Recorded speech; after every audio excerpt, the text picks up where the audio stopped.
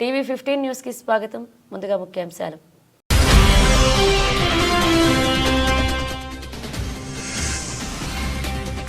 అలాంటి దేశాలతో వ్యాపారం చేయదు. Donald Trump serious warning.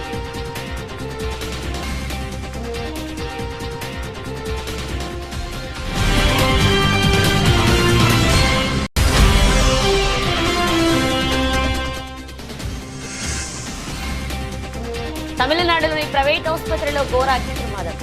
7 సజీవ దహనం.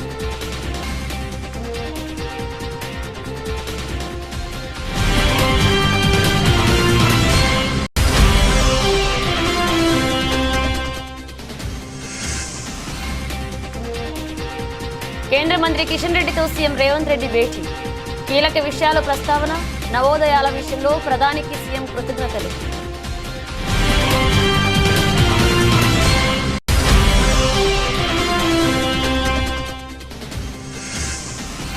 అసభ్యకర పోస్టులపై చంద్రబాబు సర్కార్ సీరియస్. ఇక నుంచి మామూలుగా ఉండదంటూ వార్నింగ్.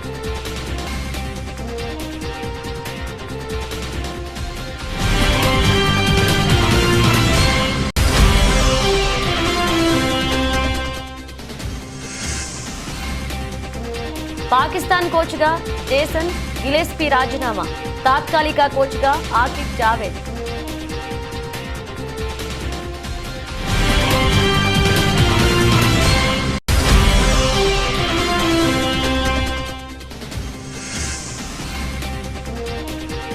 గాయపడ్డ జర్నలిస్టుకు మోహన్ బాబు క్షమాపణలు. లేఖ విడుదల చేసిన Mohan Babu.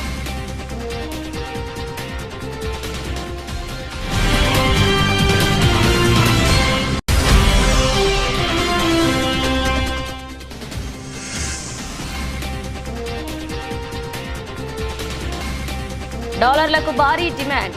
All time కనిష్టానికి rupee విలువ.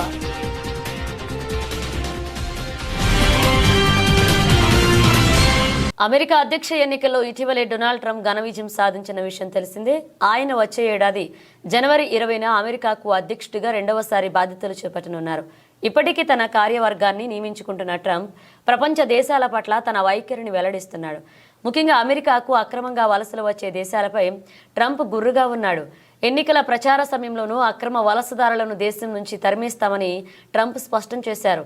తాను అధ్యక్షుడిని అయితే దేశ చరిత్రలోనే అతిపెద్ద ఆపరేషన్ చేపట్టి కనీసం 10 లక్షల మందికి పైగా అక్రమ వలసదారులను వెనక్కు పంపించడం ఖాయము అని ట్రంప్ ఎన్నికల ప్రచారంలో ప్రకటించారు. ప్రస్తుతం ఆయన విజయం సాధించడంతో అక్రమ వలసదారులను వారి వారి దేశాలకు పంపించేలాగా ప్రణాళికలు సిద్ధం చేస్తున్నారు. అమెరికా అధ్యక్షుడిగా మరికొద్ది రోజుల్లో బాధ్యతలు చేపట్టనున్న డొనాల్డ్ ట్రంప్ను Time magazine person of the year అవార్డుకు ఎంపిక చేసింది.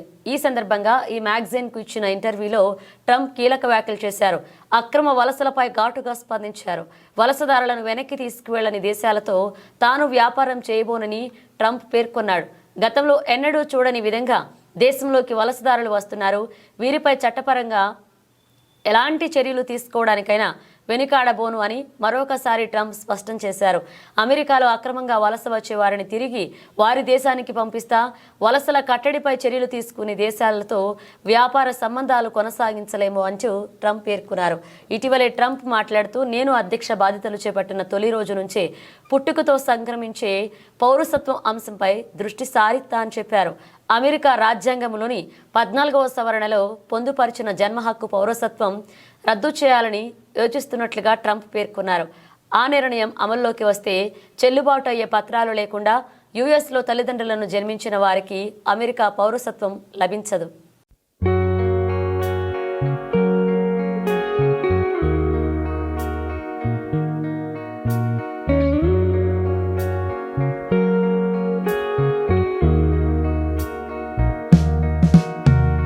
తమిళనాడులోని ఓ ప్రైవేట్ ఆసుపత్రిలో ఘోర అగ్ని ప్రమాదం జరిగింది.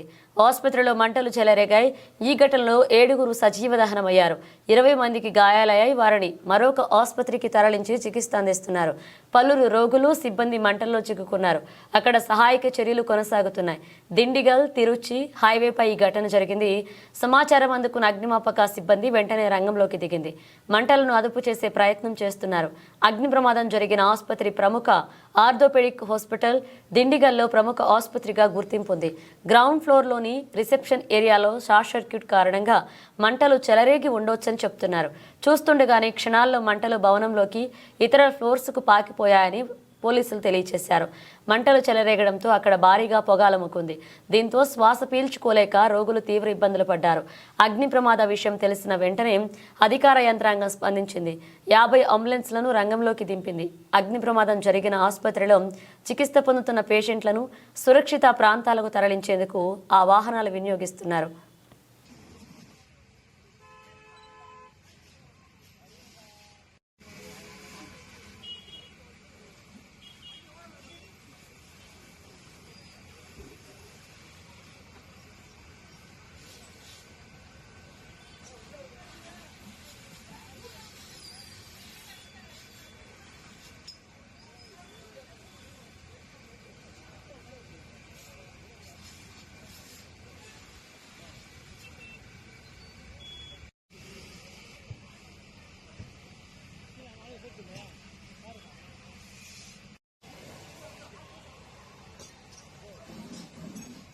ఢిల్లీలో తెలంగాణ సీఎం రేవంత్ రెడ్డి పర్యటన కొనసాగుతుంది. పలువురు కేంద్ర మంత్రులు పార్టీ పెద్దలను కలిసే పనిలో ముఖ్యమంత్రి బిజీగా ఉన్నారు. మంత్రివర్గ విస్తరణపై ఏఐసీసీ పెద్దలతో కీలక భేటీ జరగనుంది. మరోవైపు రాష్ట్రంలో పలు ప్రాజెక్టుల కోసం నిధులు మంజూరు చేయాలంటూ సీఎం రేవంత్ రెడ్డి కేంద్ర మంత్రులను కోరనున్నారు. ఇప్పటికే గురువారం కేంద్ర మంత్రులు కిషన్ రెడ్డి, నితిన్ గడ్కరీ, ధర్మేంద్ర ప్రధాన్తో భేటీ అయ్యారు సీఎం రేవంత్. రీజనల్ రింగ్ రోడ్కు అవసరమైన టెక్నికల్, ఎకనామికల్ క్లియరెన్స్ను వెంటనే ఇవ్వాలని కేంద్ర మంత్రి నితిన్ గడ్కరీని సీఎం రేవంత్ రెడ్డి కోరారు. మంత్రి కోమటిరెడ్డి వెంకటరెడ్డి పార్టీ ఎంపీలతో కలిసి నితిన్ గడ్కరీతో భేటీ అయ్యారు CM Revanth. Hyderabad Srisailam elevated corridor, Hyderabad Vijayawada 6 లైన్ల విస్తరణ డిపిఆర్ ఆమోదించాలని కోరారు. అలాగే రాష్ట్రంలో పలు నేషనల్ హైవేలకు నిధులు కేటాయించాలని, కొన్ని రోడ్లు అలైన్మెంట్ మార్చాలని విజ్ఞప్తి చేశారు. పలు ప్రాజెక్టు వద్ద రోప్వేలు ఏర్పాటు చేయాలని కోరారు. కేంద్ర గనుల శాఖ మంత్రి జి కిషన్ రెడ్డితో భేటీలో సీఎం రేవంత్ రెడ్డి కీలక విషయాలను ప్రస్తావించారు. రీజనల్ రింగ్ రోడ్ మొత్తానికి కేంద్ర కేబినెట్ ఆమోదం, రేడియల్ రోడ్లు మెట్రో ఫేజ్ 2, అలాగే మూసీ రివర్ ఫ్రంట్కు కేంద్ర సహాయం, మూసీ గోదావరి నదుల అనుసంధానం, Hyderabad sewerage master plan, Warangal underground డ్రైనేజీకి చేయూత, సింగరేణికి గనుల కేటాయింపు చేయాలని కోరినట్లుగా సీఎం రేవంత్ రెడ్డి తెలిపారు. మరొక కేంద్ర మంత్రి ధర్మేంద్ర ప్రధాన్తో భేటీ అయిన సీఎం రేవంత్ రెడ్డి రాష్ట్రానికి 7 నవోదయ విద్యాలయాలు మంజూరు చేసినందుకు కృతజ్ఞతలు తెలియజేశారు. సాల్వతో సత్కరించారు. నవోదయ విద్యాలయాలు లేని ఇతర జిల్లాలకు కూడా కేటాయించాలని, అలాగే తెలంగాణకు కేంద్రీయ విద్యాలయాలు మంజూరు చేయాలని విజ్ఞప్తి చేశారు. ఇక కేంద్ర మంత్రి కిషన్ రెడ్డితో తెలంగాణ సీఎం రేవంత్ రెడ్డి భేటీ అయ్యారు. కాంగ్రెస్ ఎంపీలతో కలిసి కిషన్ రెడ్డి నివాసంలో కలిశారు CM.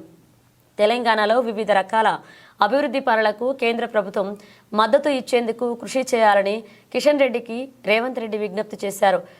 RRR, Hyderabad metro phase 2తో పాటు హైదరాబాద్, వరంగల్లో sewerage, under ground drainage plan, Singareni సంస్థలకు బొగ్గు గనుల కేటాయింపు సహా పలు అంశాలపై కిషన్ రెడ్డితో సీఎం చర్చించారు.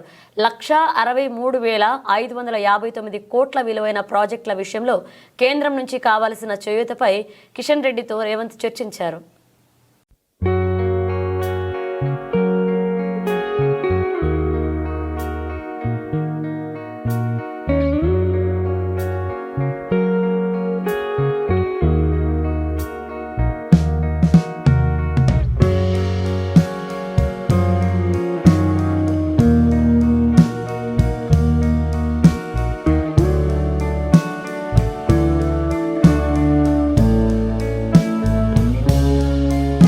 సోషల్ మీడియాలో అసభ్యకర పోస్టులపై కూటమి ప్రభుత్వం ఉక్కుపాదం మోపుతోంది. సోషల్ మీడియా వేదికగా రెచ్చిపోయిన పలువురిని ఇప్పటికే అదుపులోకి తీసుకుని విచారిస్తున్నారు అధికారులు. దీనిపై ఇప్పుడు కీలక నిర్ణయం తీసుకుంది ప్రభుత్వం. సోషల్ మీడియాలో అసభ్యకర పోస్టులు, నేరస్తుల ప్రవర్తన, సైబర్ నేరాలపై ఆంధ్రప్రదేశ్ ప్రభుత్వం దృష్టి సారించింది.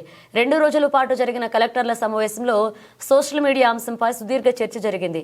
ఈ భేటీలో సోషల్ మీడియాలో రెచ్చిపోతున్న సైకోలను నియంత్రించేందుకు కఠిన చర్యలు తీసుకోవాలని మంత్రి నాదెండ్ల మనోహర్ సీఎంను కోరారు. సోషల్ మీడియా అసభ్యకర పోస్టుల నియంత్రణకు ప్రత్యేక చట్టాన్ని తీసుకురావాల్సిన అవసరం ఉందని మంత్రి నాదెండ్ల అభిప్రాయపడ్డారు. ఇది దేశానికి మార్గదర్శకంగా నిలవాలి అని సీఎంను కోరారు. మంత్రి విజ్ఞప్తికి ముఖ్యమంత్రి చంద్రబాబు అంగీకారం తెలిపారు. అక్కడే కీలక నిర్ణయం తీసుకున్నారు. సోషల్ మీడియా సైకోలపై చర్యలు తీసుకోవడం అత్యవసరమన్నారు సీఎం. ఈ విషయాన్ని కేవలం రాష్ట్ర పరిమితులలోనే కాకుండా దేశవ్యాప్తంగా కూడా అనుసరించగల మార్గదర్శక విధానాలను రూపొందించాలన్నారు. సోషల్ మీడియాలో ప్రముఖులను, ఇన్స్టిట్యూషన్లను, ఆధ్యాత్మిక సంస్థలను తప్పుగా ప్రచారం చేస్తున్న వ్యక్తులపై తీవ్ర ఆగ్రహాన్ని వ్యక్తం చేశారు సీఎం. ముఖ్యంగా బ్రహ్మకుమారిల క్యారెక్టర్ను దెబ్బతీసే విధంగా ప్రవర్తించటపై ఆందోళన వ్యక్తం చేశారు సీఎం. సోషల్ మీడియా సైకోలను పులు స్టాప్ పడేలాగా కఠిన చర్యలు తీసుకోవాలి అంటూ ఎస్పీలను ఆదేశించారు. ఇక దీనికోసం ప్రత్యేక కేబినెట్ సబ్ కమిటీ ఏర్పాటు చేశారు. కమిటీలో సభ్యులుగా ఐటీ మంత్రి లోకేష్, నాదెండ్ల మనోహర్, హోంమంత్రి అనిత, ఆరోగ్య శాఖ మంత్రి సత్యకుమార్ యాదవ్ను నియమించారు. సోషల్ మీడియా వేదికగా సైకో చేష్టలు చేయకుండా కేబినెట్ సబ్ కమిటీల నిర్ణయాలు తీసుకుని అమలు పరచాలన్నారు సీఎం.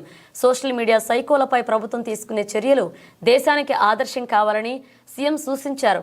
సోషల్ మీడియాలో అసభ్యకర పోస్టులను అరికట్టి ప్రజల గౌరవాన్ని, నైతిక విలువలను కాపాడడం ప్రభుత్వ లక్ష్యమని సీఎం చంద్రబాబు అభిప్రాయపడ్డారు. మార్కెటింగ్ కోసం డీప్ టెక్నాలజీ పోవాలని they are coming with investment there CRDA all of you has to be proactive. నేను ఒకరిని కాదు, ఇక్కడ ఆల్ డిపార్ట్మెంట్స్ రీఓరియంటేషన్ వస్తే తప్ప ఇది సాధ్యం కాదు. ఇది నాకేం సంబంధం, ఎవరు వస్తే నాకేంటి, నేను కలెక్టర్ని లేకపోతే సెక్రటరీని, నేను మంత్రిని, అందరూ నా దగ్గర రావాలి అంటే మీకంటే బెటర్గా ఉండాలి దగ్గరికి వెళ్తారు. It is a competitive world. Competitive వరల్డ్లో ఎప్పుడు కూడా ఒకప్పుడు మన రాష్ట్రానికి ఇన్వెస్ట్మెంట్కి రావాలంటే భయపడేవాళ్ళు. దేనికి? ఆస్తులు సెటిల్మెంట్లు అయినాయి, పోర్ట్లు సెటిల్మెంట్ అయినాయి, ఇండస్ట్రీస్ని చేంజ్ చేశారు. ఏంటి నెపం ఏంటి? పొలిటికల్గా కావాలని వెనకబడి వాళ్ళందరినీ చేంజ్ చేస్తే ఈ రాష్ట్రంలో పెట్టాలి అనుకున్న వాళ్ళు కూడా వేరే రాష్ట్రాలకు వెళ్ళారు. పోతూ పోతూ కామెంట్ చేసి వెళ్ళారు. ఇంకా సత్యన ఆంధ్రప్రదేశ్గా రాము అని చెప్పేసి వెళ్ళారు. అంటే what it indicates? That is the credibility we have lost. అది రీబిల్డ్ చేయాలంటే మీ అందరిలో ఒక పాజిటివ్గా మళ్ళీ వస్తే తప్ప కొన్ని కంప్లైంట్స్ వస్తున్నాయి అక్కడక్కడ. మీరు అన్ని బాగా మాట్లాడుతున్నారు సార్, మీరు చెప్తున్నారు, మీ వాళ్ళు లెక్క పెట్టుకోవడం లేదు. That attitude has to go.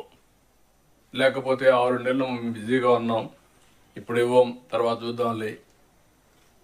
మనం ఏంటంటే ప్రతి ఒక్కరు speed of doing business. Ashoka cinema theatre ఆవరణంలో వేముల అశోక్ షాపును కూల్చిన సందర్భంగా తెలంగాణ లఘు చిత్రాల నిర్మాతల మండలి, Telangana short film making welfare association సభ్యులు అశోక్కు జరిగిన అన్యాయాన్ని తెలుసుకుని రావడం జరిగింది.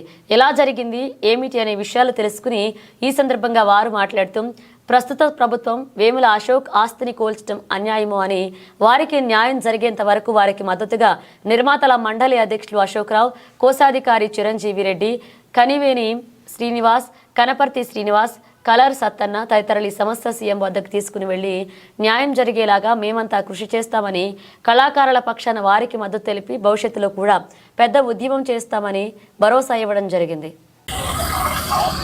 ఇవాళ కరీంనగర్ నుండి షార్ట్ ఫిల్మ్ ప్రొడ్యూసర్ అసోసియేషన్ నుండి మరియు short film makers welfare association నుండి ఇవాళ మా మిత్రులు రావడం జరిగింది.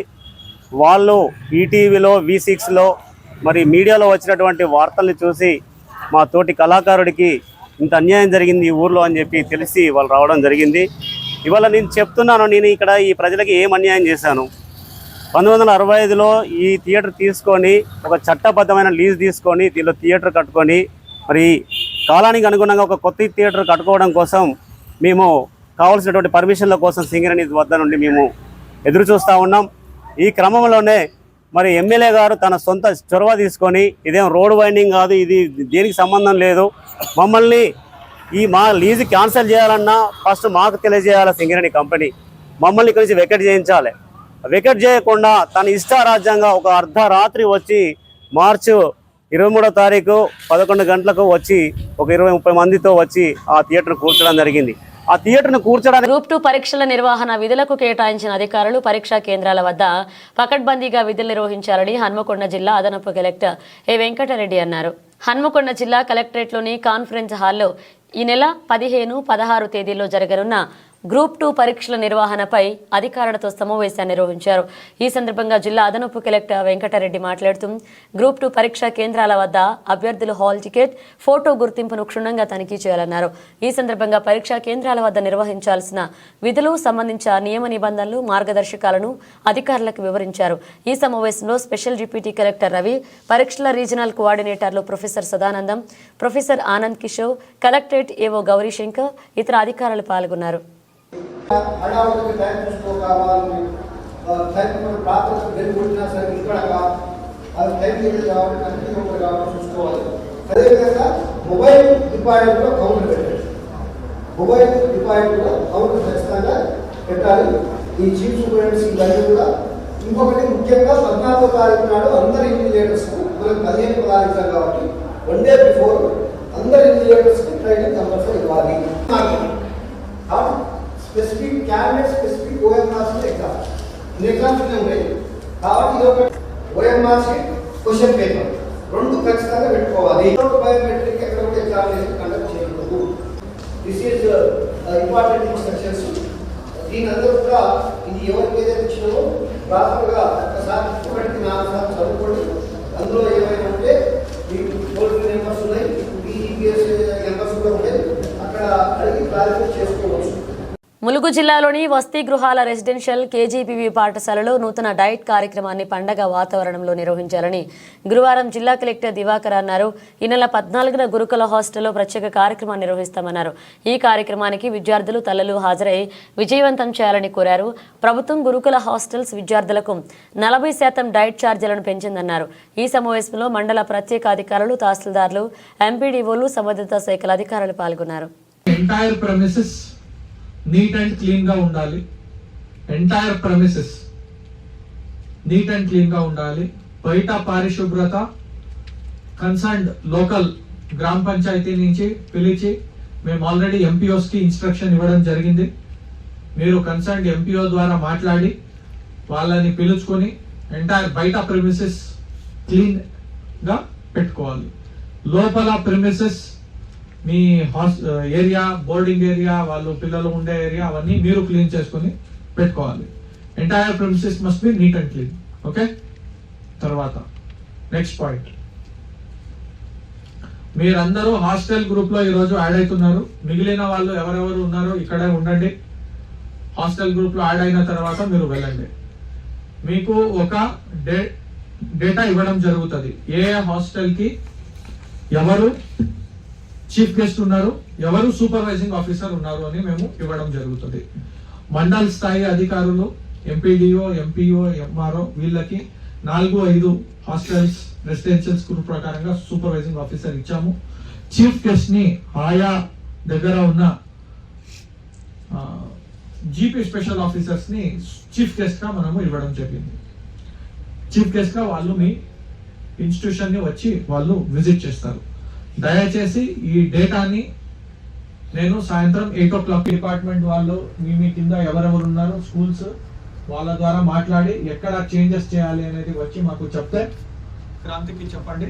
ఆయన చేంజ్ చేసి ఆ లిస్ట్ ఫైనలైజ్ చేసి మీకు పంపిస్తారు. ఈ రోజు సాయంత్రం ఈ పని అయిపోవాలి. రేపటికల్లా నాకు లిస్ట్ ఫ్రీజ్ అవ్వాలి by 12 o'clock in the afternoon. అర్థమైందా? So that there are no more changes in this particular activity. తర్వాత 14th రోజు రాసుకోవాలి. 14th రోజు పిల్లలతో పాటు వాళ్ళ ఏదైనా particular programme and preferably mother. Okay okay. తర్వాత హోల్ ఐడియా ఏంటి అంటే మనము ఏదైతే డయట్ చార్జెస్ ఇంక్రీజ్ అయ్యాలి అనేది ఉద్దేశం. ఓకే. సో అందుకోసమే మీరు ఏం చేయండి అంటే మీకు మోడిఫైడ్ మెన్యూ అందరికి వచ్చిందా? మోడిఫైడ్ మెన్యూ చార్జ్ ఇంక్రీజ్ అయింది, దానికి తగ్గట్టు మోడిఫైడ్ మెన్యూ అందరికి వచ్చిందా? ఎవరికి రాలేదు వాళ్ళు చేతులు ఎత్తండి. మోడిఫైడ్ మెన్యూ రాని వాళ్ళు. Okay. So what I would suggest is ఒకటి డిస్ప్లే లాగా పెట్టండి. Tuesday, Wednesday, Thursday, Friday, Saturday ఇది మీరు చేసి మీ పిల్లలకి ఇచ్చే భోజనం ఇట్లా ఉంటుంది. పాకిస్తాన్ టెస్ట్ జట్టు కోచ్ పదవికి జేసన్ గిలెస్పీ రాజీనామా చేశారు. ఆ దేశానికి చెందిన మాజీ పేస్ బౌలర్ ఆకిబ్ జావేద్ టెస్టులకు తాత్కాలిక కోచ్గా బాధ్యతలు చేపట్టనున్నారు. ఆస్ట్రేలియా మాజీ బౌలర్ గిలెస్పీ స్థానంలో జావేద్ విధులు నిర్వహించనున్నారు. దక్షిణాఫ్రికాతో జరిగే 2 టెస్టులకు ఆకిబ్ జావేద్ కోచ్గా వ్యవహరించనున్నారు. డిసెంబర్ 26న తేదీ నుంచి సౌత్ ఆఫ్రికాతో పాకిస్తాన్ తొలి టెస్ట్ ఆడుతుంది.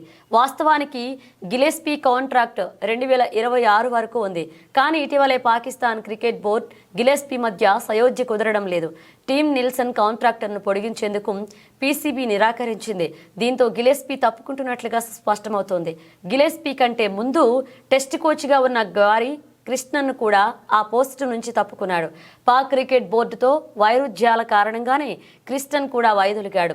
ఆకిబ్ జావేద్ను సీనియర్ సెలెక్టర్గా నియమించడంతో పీసీబీతో పనిచేస్తున్న విదేశీ కోచ్లు ఒక్కొక్కరిగా తప్పుకుంటున్నారు.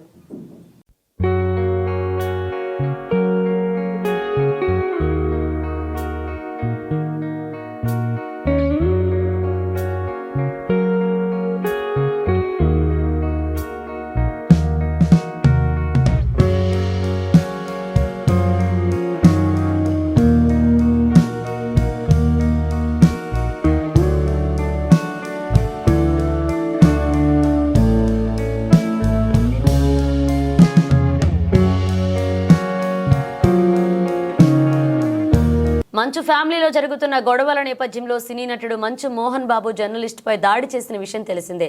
ఈ దాడి ఘటనలో టీవీ9 జర్నలిస్ట్ రంజిత్కు తీవ్ర గాయాలయ్యాయి. ఈ ఘటనతో ఆగ్రహించిన జర్నలిస్ట్ సంఘాలు మోహన్ బాబు క్షమాపణ చెప్పాలంటూ డిమాండ్ చేస్తున్నాయి. ఈ నేపథ్యంలో దాడి ఘటనలో గాయపడిన జర్నలిస్టుకు మోహన్ బాబు ఎట్టకేలకు క్షమాపణలు చెప్పారు. ఈ మేరకు ఎక్స్ వేదికగా బహిరంగ లేఖ విడుదల చేశారు. కుటుంబ వివాద ఘర్షణకు దారితీస్తున్నట్లుగా చెప్పారు. ఈ ఘటనతో ఓ జర్నలిస్టు సోదరుడు గాయపడడం తనకు బాధ కలిగించిందన్నారు. ఈ ఘటన తర్వాత అనారోగ్యం కారణంగా 48 గంటల పాటు ఆసుపత్రిలో చేరడంతో వెంటనే స్పందించలేకపోయారని వివరణ ఇచ్చారు. ఆ రోజు తన ఇంటి గేటు విరిగిపోయిందని, దాదాపు 30 నుంచి 50 మంది వ్యక్తులు ఇంట్లోకి చొచ్చుకొచ్చినట్లుగా వివరించారు. ఆ సమయంలో సహనాన్ని కోల్పోయినట్లుగా చెప్పారు. పరిస్థితి అదుపు చేసే క్రమంలో జర్నలిస్టుకు గాయమైందని, ఇది చాలా దురదృష్టకరమన్నారు. అతడికి ఆయన కుటుంబానికి కలిగిన బాధకు తాను తీవ్రంగా చింతిస్తున్నట్లుగా చెప్పారు. ఈ మేరకు హృదయపూర్వకంగా క్షమాపణలు కోరుతున్నట్లుగా లేఖలో పేర్కొన్నారు. గాయపడ్డ జర్నలిస్ట్ త్వరగా కోలుకోవాలని ఈ సందర్భంగా మోహన్ బాబు ఆకాంక్షించారు.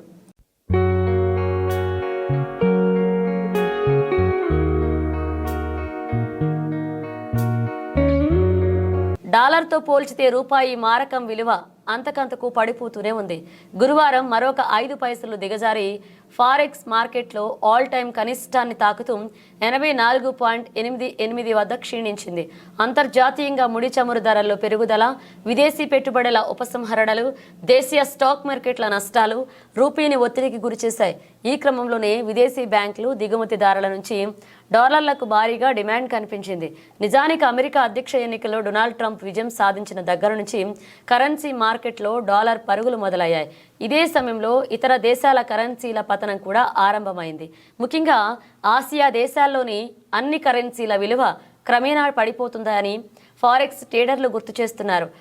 బ్రెజిల్, రష్యా, ఇండియా, చైనా సభ్య దేశాలపై 100% సుంకాల పెంపు ఉంటుందని ట్రంప్ హెచ్చరించడమే కారణమంటున్నారు. గడిచిన 4 రోజుల్లో 3 రోజులు రూపీ నష్టాలకే పరిమితమైంది. మిగతా ఆ ఒక్కరోజు ఎక్కడిదక్కడే ఉంది. ఇక ఈ 3 రోజులు ట్రేడింగ్లో డాలర్తో పోల్చితే రూపాయి మారకం విలువ 27 పైసలు కోల్పోవడం గమనార్హం. సోమవారం ఒక్కరోజే 20 పైసలు క్షీణించగా బుధ, గురువారాల్లో మరొక 7 పైసలు పతనమైంది. భారతీయ క్యాపిటల్ మార్కెట్ నుంచి తరలిపోతున్న విదేశీ పెట్టుబడులపై సైతం మార్కెట్ సెంటిమెంట్ను దెబ్బతీస్తున్నట్లుగా ఫారెక్స్ ట్రేడర్లు చెప్తున్నారు. మరొక వైపు కరిగిపోతున్న దేశంలోని ఫారెక్స్ రిజర్వర్లు సైతం పరిస్థితుల్ని మరింతగా దిగజార్చుతున్నాయి. ఈ ఏడాది సెప్టెంబర్ 28న 704.885 బిలియన్ డాలర్లతో ఆల్ టైమ్ హైలో ఉన్న ఫారెక్స్ రిజర్వులు గత నెల 22న 656.582 బిలియన్ డాలర్లకు క్షీణించాయి. దాదాపు 2 నెలల్లోనే 48.30 బిలియన్ డాలర్లు హరించుకుపోయాయి.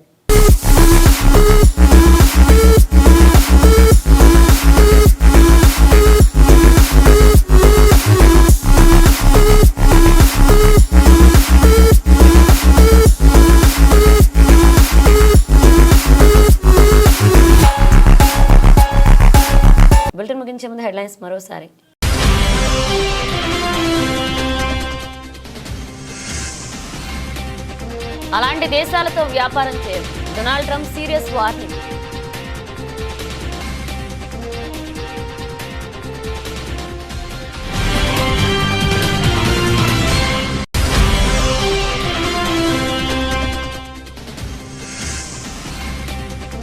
తమిళనాడులోని ప్రైవేట్ ఆసుపత్రిలో ఘోర అగ్ని ప్రమాదం, 7 సజీవ దహనం.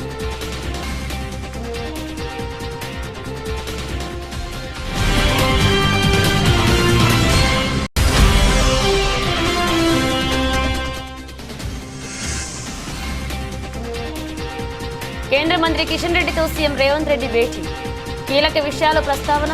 నవోదయాల విషయంలో ప్రధానికి సీఎం కృతజ్ఞతలు.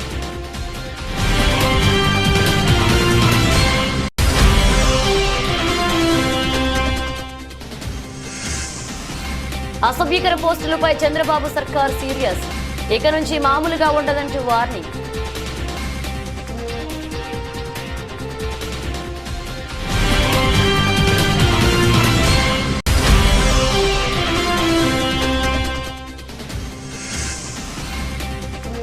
పాకిస్తాన్ కోచ్గా జేసన్ గిలెస్పీ రాజీనామా, తాత్కాలిక కోచ్గా ఆకిబ్ జావేద్.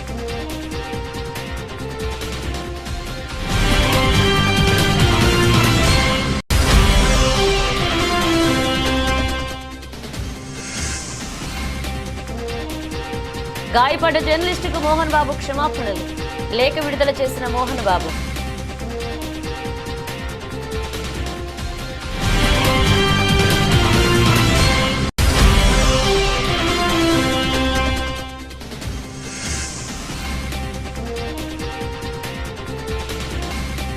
డాలర్లకు భారీ డిమాండ్, ఆల్ టైమ్ కనిష్టానికి రూపీ విలువ.